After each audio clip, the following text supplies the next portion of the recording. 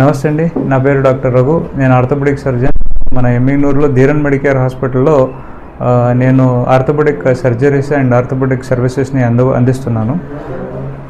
మన హాస్పిటల్లో డాక్టర్ ఎన్టీఆర్ వైద్య సేవ త్రూ ఆర్థోపెడిక్ సర్వీసెస్ని పేద ప్రజలకి అట్లే అవసరమైన పేషెంట్లకి ఆరోగ్యశ్రీ సేవల ద్వారా మేము అందుబాటు చేపిస్తున్నాము.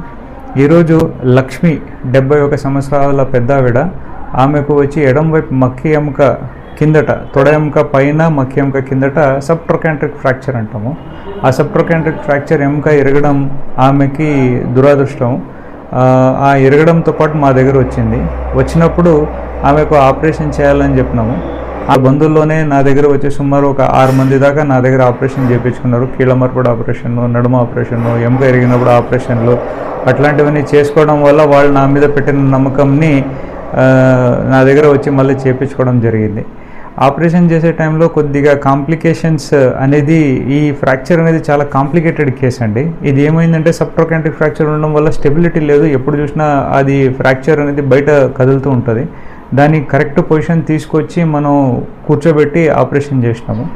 ఆపరేషన్ చేసినాక రాడ్ వేసి అందరి దగ్గర తీసుకొచ్చేసినప్పటికీ పేషెంట్ అయితే బాగా ఆ సర్జరీ అయితే బాగా సక్సెస్ అయింది. పేషెంట్ అయితే చాలా హ్యాపీగా ఉన్నారు.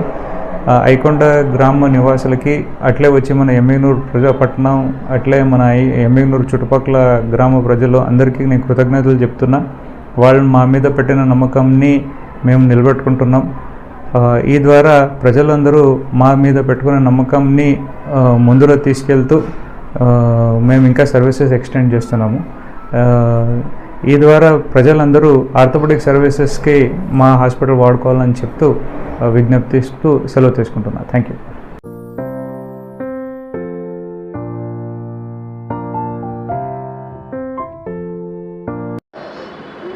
మా ఊరు ఐకొండ గంజల దగ్గర. లక్ష్మి మా అమ్మ పేరు.